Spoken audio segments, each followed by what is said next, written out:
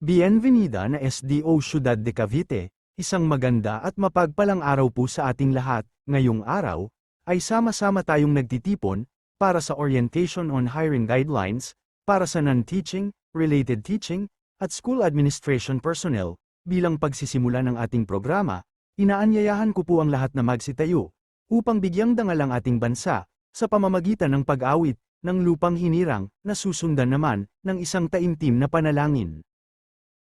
Mga kababayan, ang pambansang awit ng Pilipinas. Kayang magiliw, pero sa sinangalan, alam ng puso, sa titik mo'y buhay.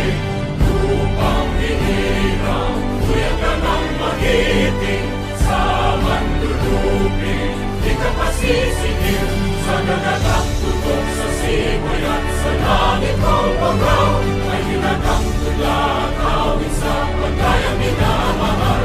Ang isang ng matawad mo'y tagumpay na nag-iingin, ang bituin at araw niya kailan pang ay di magtitingin. Luma ng araw ng walhagin pagsinta, buhay langit sa piling mo. Ang hindi kaya na pagkay mga amin, ang mamatay ng dahil sa'yo.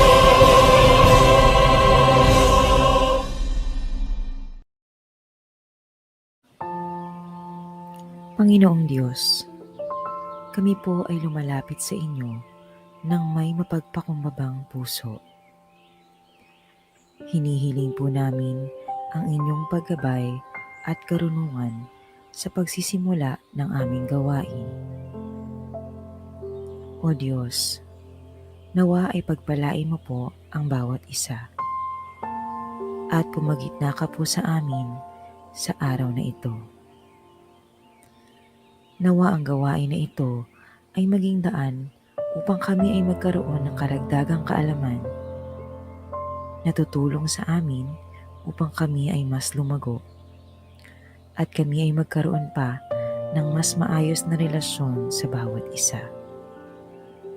Tulungan ninyo po kami magkaroon ng bukas na isip at puso at pagkakaisa upang mapaglingkuran ka namin sa lahat ng aming gagawin.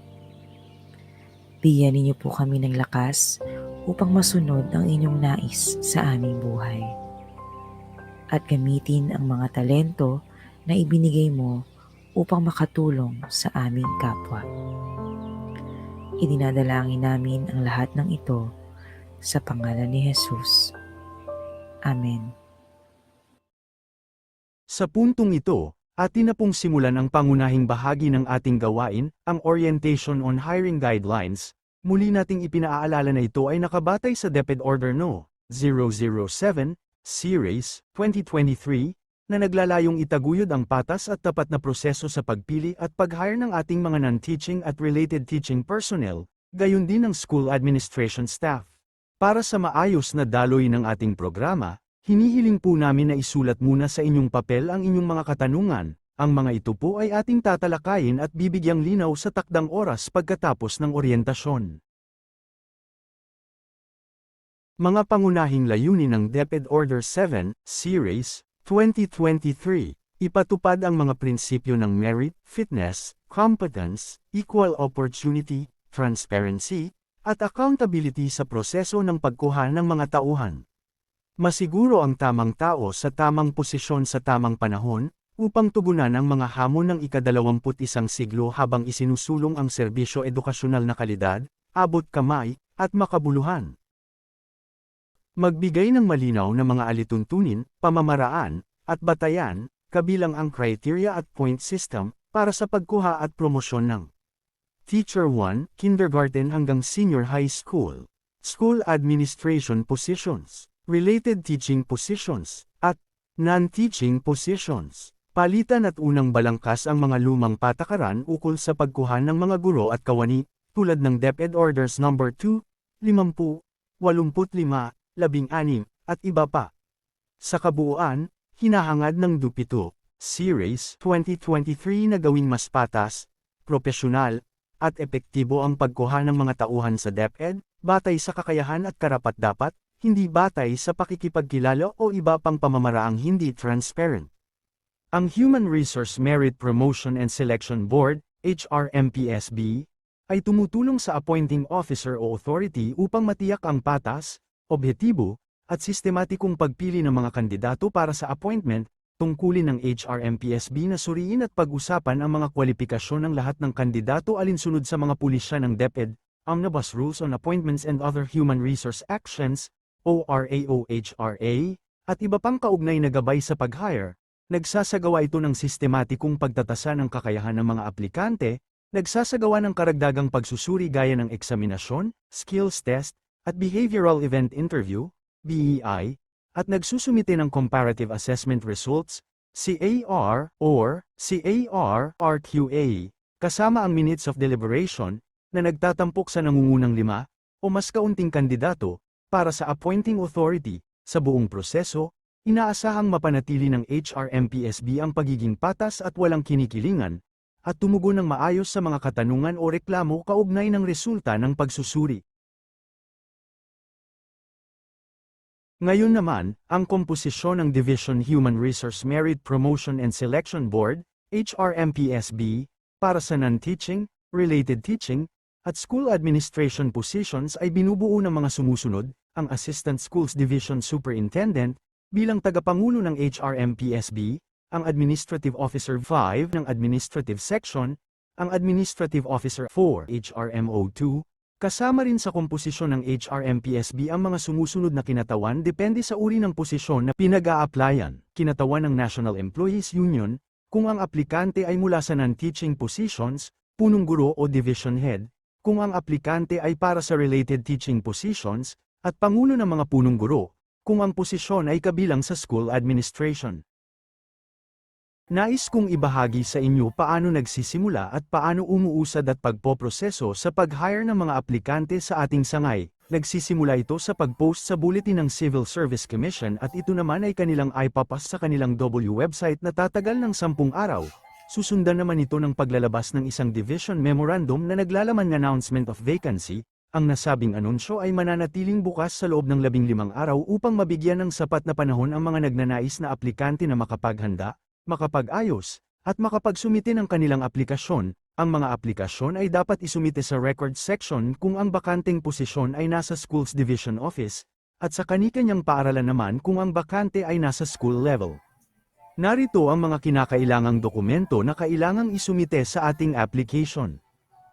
All interested applicants to vacant position, whether internal or external to DepEd, shall submit the following documentary requirements to the respective HRMOs, through the Records Division, Section, Unit, or the subcommittee designated by the head of office to perform the function of receiving the application documents, on or before the deadline indicated in the official memorandum. Letter A. Letter of intent na naka-addressed sa head of office o sa highest human resource officer.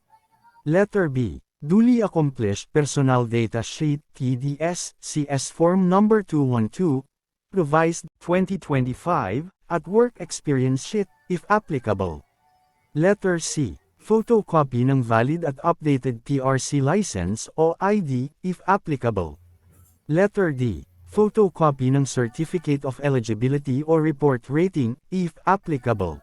Letter E. Photocopy ng scholastic o academic record tulad ng ngunit hindi limitado sa transcript of records TOR and diploma, kasama ang completion of graduate at postgraduate units, degrees, if applicable. Letter F. Photocopy ng certificate of training, if applicable. Letter G. Photocopy ng certificate of employment, contract of service o duly signed service record, whichever is, are applicable. Letter H. Photocopy ng latest appointment, if applicable. Letter I. Photocopy ng performance rating sa huling rating period covering 1-year performance bago ang deadline ng pagsusumite, if applicable. Letter J. Checklist ng requirements at omnibus sworn statement sa certification on the authenticity and veracity, CAV, of the documents submitted and data privacy consent form. Letter K. Iba pang mga dokumento na maaaring kailanganin ng HRMPSB para sa comparative assessment, tulad ng ngunit hindi limitado sa means of verification, MOVs, showing outstanding accomplishments, application of education, and application of learning and development reckoned from the date of last issuance of appointment, photocopy of performance rating obtained from the relevant work experience, if performance rating in item is not relevant to the position to be filled.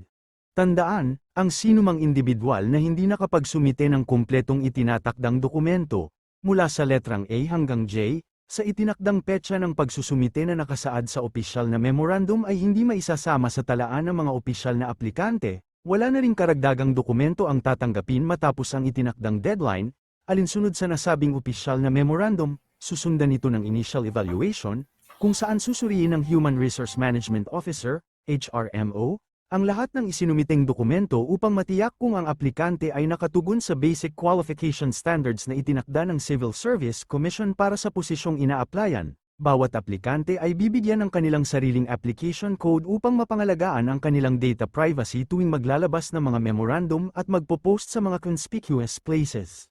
Ang resulta ng pagsusuri ay ilalathala sa opisyal na mga plataporma at bulletin boards, at isasubmit sa Division Human Resource Merit Promotion and Selection Board, HRMPSB, para sa evaluation of documents at final na deliberation. Lahat ng mga aplikante, pumasa man o hindi sa Qualification Standards, QS, ay makatatanggap ng opisyal na abiso sa pamamagitan ng kanilang email upang ipaalam sa kanila ang naging resulta at proseso ng isinagawang initial evaluation. Ang Schools Division Office ay maglalabas ng isang Division Memorandum na magtatakda ng petsa at schedule para sa isasagawang orientation, open ranking, interview, at on-the-job assessment ng mga aplikante. Ang lahat ng aplikante ay direktang makakatanggap ng mensahe mula sa email. Matapos may sigawa ang masusing proseso ng HRMPSB, agad silang magsasagawa ng pagpupulong para sa final na deliberation upang mabuo ang Registry of Qualified Applicants, RQA. Kapag natapos at nalagdaan na ito ng lahat ng kasapi ng HRMPSB, agad itong isasubmit sa pinuno ng ahensya, ang Schools Division Superintendent, para sa final na pag-aproba. Ayon sa itinakdang patakaran ng Civil Service Commission, CSC, ang bilang ng mga aplikanteng isusumit ng Human Resource Merit Promotion and Selection Board, HRMPSB, sa appointing authority ay dapat laging katumbas ng 5 na aplikante para sa bawat bakanteng posisyon. Ibig sabihin, kung may isang bakanteng posisyon, 5 aplikante ang dapat maisama sa listahan, kung 2 ang posisyon, 10 ang isasubmit, at kung 3 ang bakante, 15 pangalan ang ilalagay sa shortlist, at ganoon din sa iba pang bilang. Layunin ng sistemang ito na matiyak ang transparency at patas na oportunidad para sa lahat ng aplikante, gayon din upang mabigyan ng sapat na pagpipilian ng appointing authority sakaling may mga aplikanteng umatras o hindi pumasa sa karagdagang proseso ng pagsusuri. Sa ganitong paraan, nagiging malinaw, pantay-pantay, at sistematiko ang pagpili ng mga kandidato para sa anumang bakanteng posisyon sa ahensya. Tandaan, ang pagiging nangunguna sa listahan ng mga kwalipikadong aplikante ay hindi nangangahulugang automatiko ng makakamtan ng isang individual ang bakanteng posisyon. Ayon sa itinatadhana ng Rule 4, Section 10 ng 2017 Omnibus Rules on Appointments and Other Human Resource Actions, or OHRA, na ipinatutupad ng Civil Service Commission, CSC, ang kapangyarihan ng pagtatalaga sa isang posisyon ay nakasalalay lamang sa appointing authority, na sa ating kagawaran ay ang Schools Division Superintendent, SDS, bilang head of the agency, HOA. Ang papel ng Human Resource Merit Promotion and Selection Board, HRMPSB, ay magrekomenda lamang ng mga kwalipikadong aplikante batay sa kanilang mga puntos at pagsusuri. Subalit, ang pinal na pagpili at pagtatalaga ay nakabatay sa karunungan at pagpapasya ng HOA, alinsunod sa kanyang mandato na tiyakin ang pinakaangkop na itatalaga sa posisyon, habang isinasaalang-alang ang merit, fitness, at mga pamantayang itinakda ng batas at ahensya. Kapag napirmahan na ng appointing authority at napili na ang mapalad na aplikante para sa bakanteng posisyon, siya ay makakatanggap ng opisyal na liham ng pagbati bilang kumpirmasyon ng kanyang pagkakatalaga, at opisyal nang ipoproseso ang lahat ng kinakailangang dokumento para sa kanyang appointment. Samantala, ang mga hindi naman napili ay makakatanggap ng opisyal na liham ng pasasalamat bilang pagkilala sa kanilang interes at pagsisikap na mag-apply para sa naturang posisyon. Kasabay nito, ang Division Memorandum hinggil sa opisyal na resulta ng nasabing proseso ng aplikasyon ay ilalabas upang maipabatid ng formal ang desisyon at mga naging hakbang ng tanggapan. Ngayon naman, tayo ay dadako sa criteria and point system para sa hiring and promotion ng non-teaching, related teaching, at school administration positions. Unang batayan dito ay ang education, training, at experience, or ETE. Upang makakuha ng puntos, kinakailangan na mahigitan natin ang minimum qualification requirements na itinakda ng Civil Service Commission, CSC, para sa posisyong ina-applyan. Ang pag-compute ng puntos ay isinasagawa gamit ang increment table at ang rubrics for computation of points for ETE na nakasaad sa RSA guidelines. Tandaan, tanging ang mga relevant qualifications lamang na kaugnay sa posisyong pupunan ang mabibigyan ng kaukulang puntos. Susunod rito ang ikalawang batayan, ito ang application of education. Ang premium ay ibinibigay sa isang aplikante na matagumpay na naapli ang mga natutunan mula sa nasabing uri ng edukasyon. Ang aplikasyon ng edukasyon ay dapat na humantong sa makabuluhan na positibong resulta sa kasalukuyan o nakaraan trabaho ng aplikante.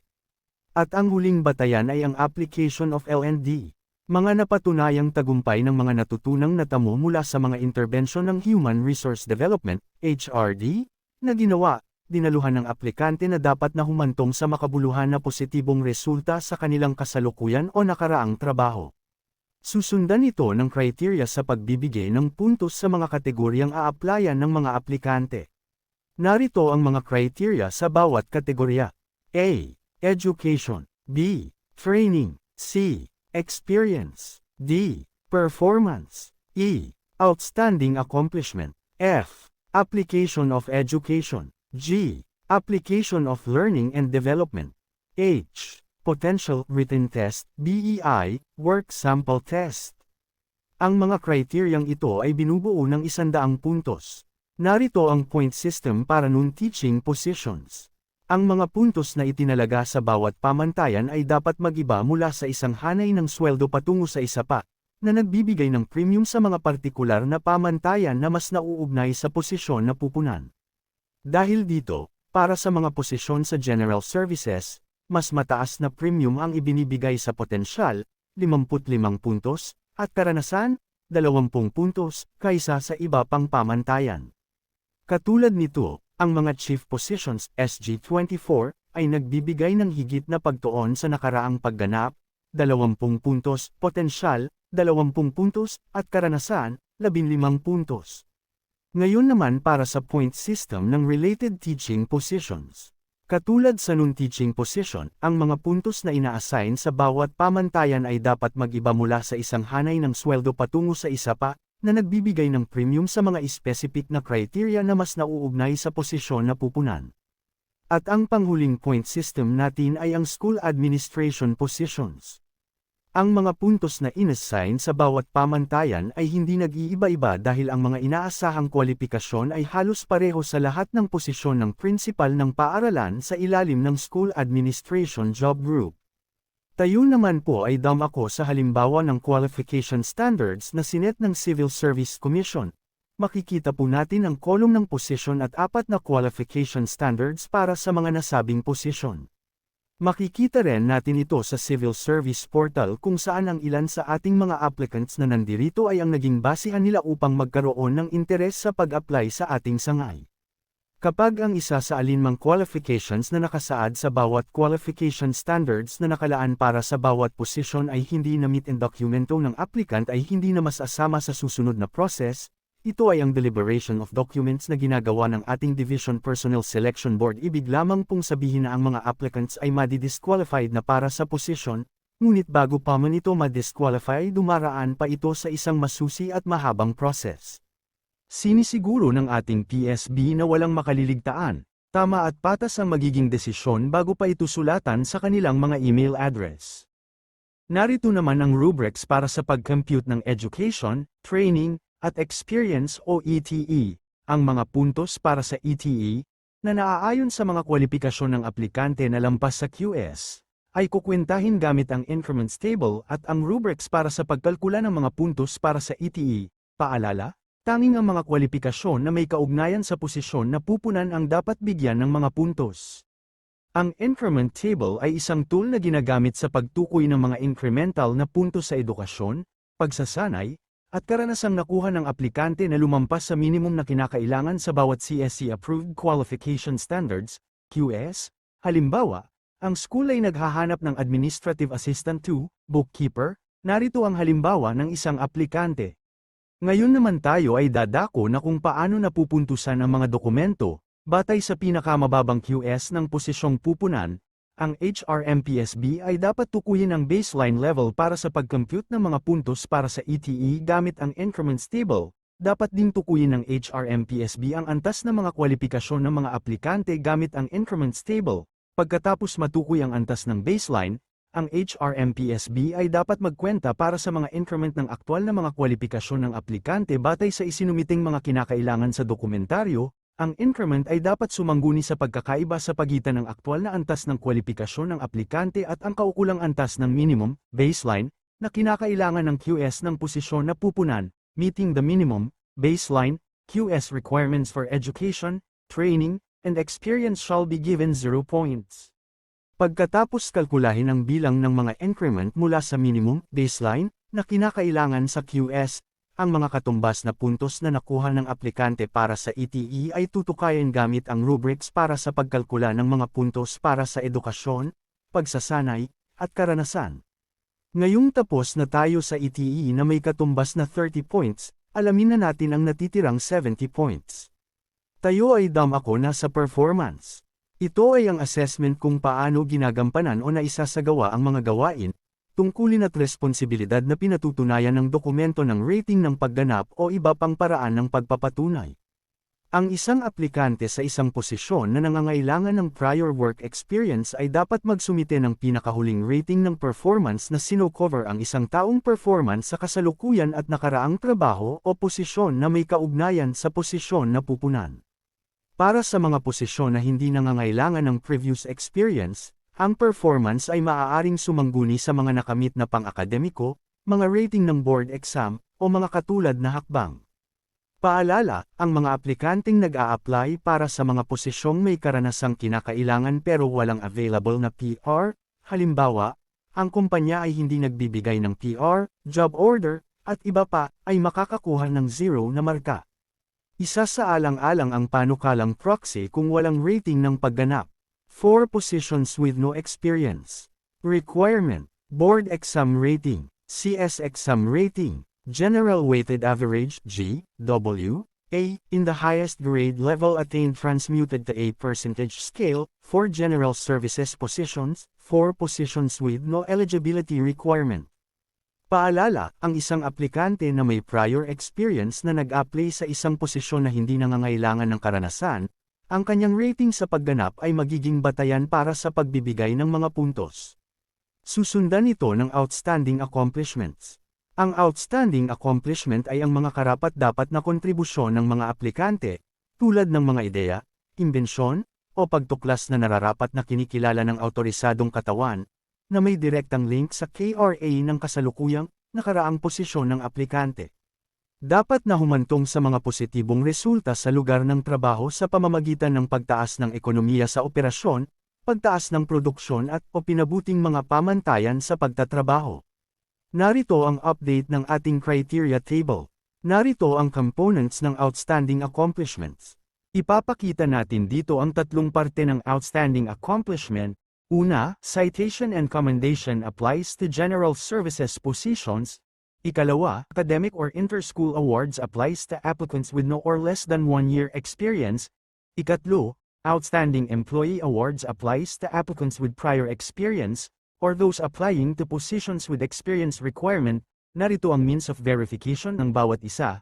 Una, citation and commendation MOV, letter of citation or commendation from previous employer. Ikalawa, academic or inter-school awards, MOVs, a academic or inter-school award B certification or any document showing top-notching a board examination C certificate or any document showing TOSP awards. Ikatlo, Outstanding Employee Awards, MOVs, any issuance, memorandum or document showing the criteria for the Search B Certificate of Recognition, Merit. Susundan ito ng Means of Verification o MOVs ng Research or Innovation. Ang panukala ay nararapat na inaprubahan ng pinuno ng tanggapan o ng itinalagang komite ng pananaliksik ayon sa DO No. 16, Series 2017. B. Accomplishment Report verified by the Head of Office.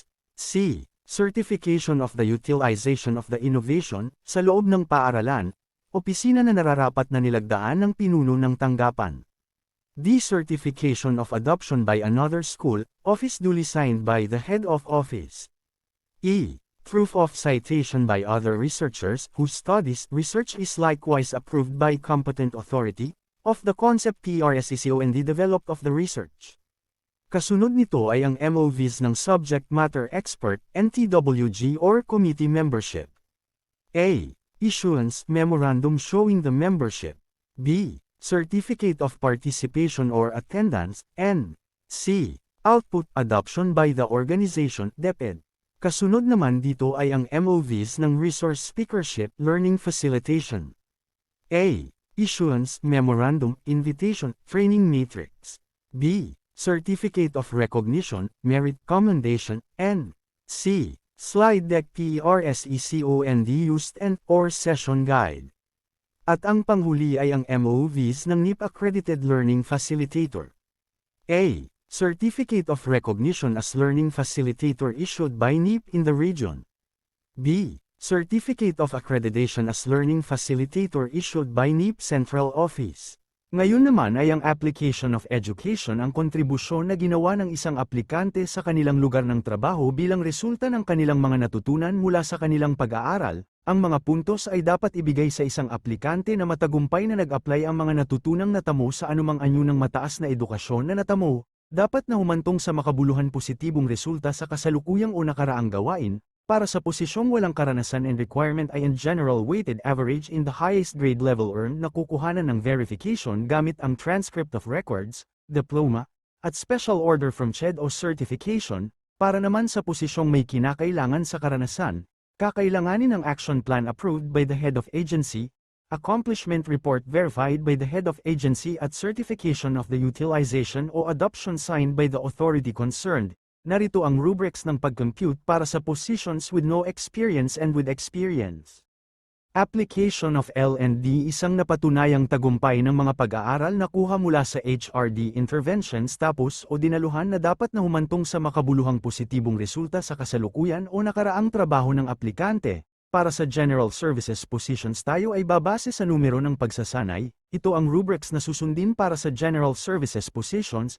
Para naman sa other groups of positions o salary grade, ang mga means of verification ay base sa nakasaad, sertipiko ng pagsasanay o sertipikasyon sa anumang naangkop na L&D intervention na kuha na dapat na nakahanay sa Individual Professional Development Plan o IPPD. Para sa mga panlabas na aplikante, isang sertipikasyon mula sa HR na nagsasaad na ang L&D intervention ay nakahanay sa mga pangunahing gawain ng ang nanunungkulan o naunang posisyon ay kinakailangan. B. Action Plan, Re-Entry Action Plan, RIP, Job Embedded Learning, GEL, Impact Project na nakahanay sa L&D intervention na dinaluhan, nang nararapat inaprubahan ng pinuno ng tanggapan, C. Accomplishment Report kasama ng General Certification na ang L&D intervention ay ginamit, pinagtibay ng opisina, D. Accomplishment Report kasama ng General Certification na ang L&D intervention ay ginamit, pinagtibay ng ibang opisina sa lokal, mas mataas na antas. Nasa ibaba naman ang rubrics para sa other groups of positions or salary grades.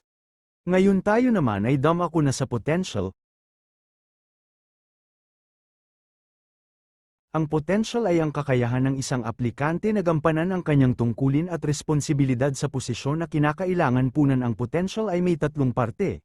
Ito ay ang mga sumusunod. Una, written examination. Ito ang standardized examination na sumusukat sa kaalaman, kakayahan sa wika, sa paglalahad ng mga idea, judgment, at kakayahan sa pamumuno. Pangalawa, skill or work sample test aplikasyon ng kakayahan na nauugnay sa posisyon na dapat punan. At pangatlo, behavioral events interview, BEI, ginagamit upang magolekta ng impormasyon o detalye sa isang aplikante. Ginagawa rin ito upang malaman kung paano ang magiging performance ng isang aplikante sa posisyon na ina-applyan. Ang BEI ay maaaring gamitin upang ma-assess ang mga sumusunod, aptitude. Ang BEI ay dapat gamitin upang masuri ang potensyal ng aplikante o ang kanilang kapasidad at kakayahan na gampanan ang mga tungkulin ng posisyong pupunan, characteristics or traits. Dapat itong gamitin upang masukat ang iba pang nauugnay na aspeto, tulad ng applicant's psychological and social well-being, fitness. Ito ay magsisilbing paraan upang suriin ang job fit, location fit, at organizational fit ng isang aplikante. Paalala, other areas that the HRMPSB may identify. Ang mga puntos na inilalaan para sa bahagi ng BEI ay dapat ang maximum or ceiling points na maaaring makuha ng isang aplikante. Ang mga puntos na nakuha mula sa bawat lugar ay pinagsama-sama upang matukoy ang kabuuang mga puntos para sa bahagi ng BEI. Tandaan, the HRMPSB may design an evaluative assessment strategy specific for applicants to general services positions in order to measure their potential. 55 points.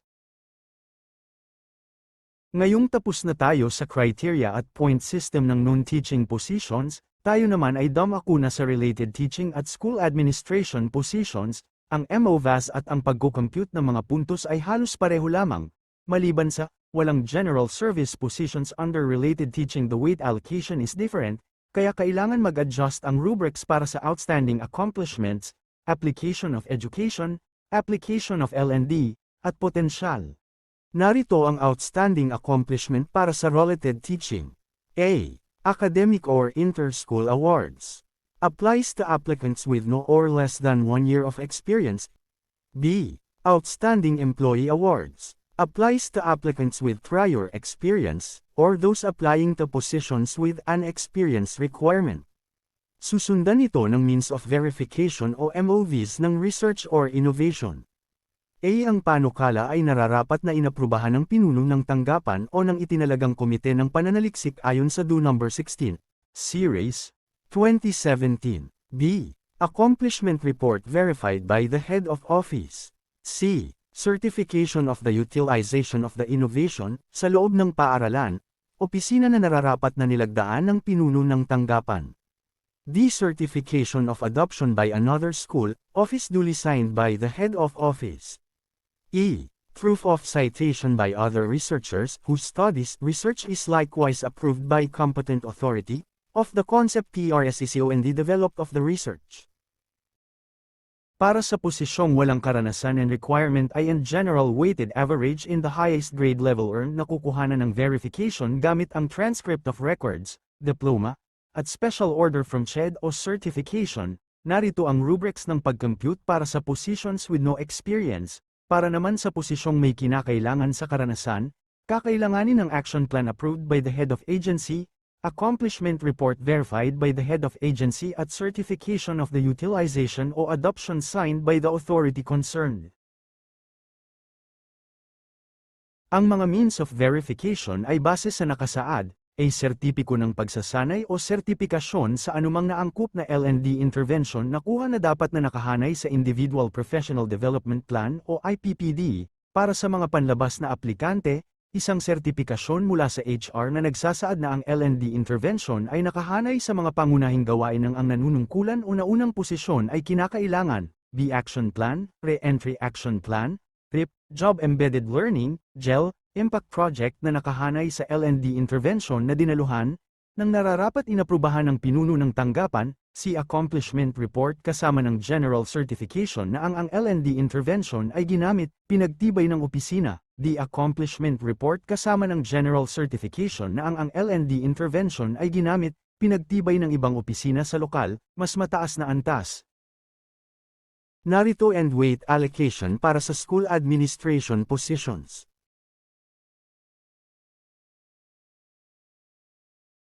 Tandaan, ang pagpasok sa school administration or mas nakakatataas na posisyon ay nangangailangan na ang aplikante ay mayroon master's degree. Tayo naman ay dadako na sa outstanding accomplishments na binubuo ng 5 sub-criteria. Ito ay ang mga A. Awards and recognition. B. Outstanding Employee Award. C. Awards as trainer, coach. D. Innovation or research. E. Subject matter expert, membership in NTWG or committee. F. Resource Speakership, Learning Facilitation. G. NIP Accredited Learning Facilitator. May pagkakaiba sa puntos ang Awards and Recognition, Outstanding Employee Award, Awards as Trainer, Coach at Innovation or Research base sa kung ito ay under School Administration, Related Teaching o Non-Teaching. Sa Awards and Recognition ang distributed points ay 7, 2 at 4 na respectively na binubuo ng Outstanding Employee Award na may 4th, 2 at 4 points at Awards as Trainer, Coach na may 3rd points para sa School Administration lamang at sa Innovation or Research naman ay 4, 5 at 4 points.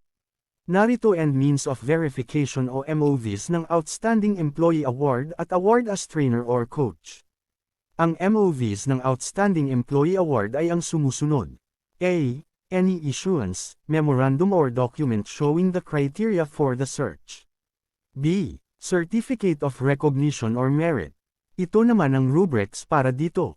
Applications from external institution, ang organization level search or higher ay 4 points at ang local office search ay 2. Applications from national office, national level search or higher ay 4 points at ang central office search at 2 points. Applications from regional office, national level search or higher ay 4 points at ang regional office search ay 2 points. Applications from school division office, regional level search or higher ay 4 points at ang division, provincial at city level search ay 2 points. Applications from schools, division level search or higher ay 4 points at ang school, municipality, at district level search ay 2 points. Ito naman ang means of verification or MOVs para sa award as trainer or coach. A. Any issuance or memorandum designating the applicant as trainer or coach. B. Certificate of recognition at o appreciation as trainer o coach of a winning contestant, event at o activity. Ito naman ang rubrics para dito. Champion or higher placer in the national level ay 3 points, and champion or higher placer in the regional level ay 2 points, at sa champion or higher placer in the division o provincial level naman ay 1 point. Paalala, ang mga parangal mula sa parehong award-giving body gaya ng mga paghahanap ng progresibo, nominatibo sa mas mataas na antas, tanging ang kinakamataas na antas ng parangal ang dapat isaalang-alang. Ito naman ang mga means of verification o MOVs ng innovation or research. A. Proposal duly approved by the head of office. B. Accomplishment report verified by the head of office. C. Certification of the utilization of the innovation within the school o office duly signed by the head of office. D. Certification of adoption by another school o office duly signed by the head of office.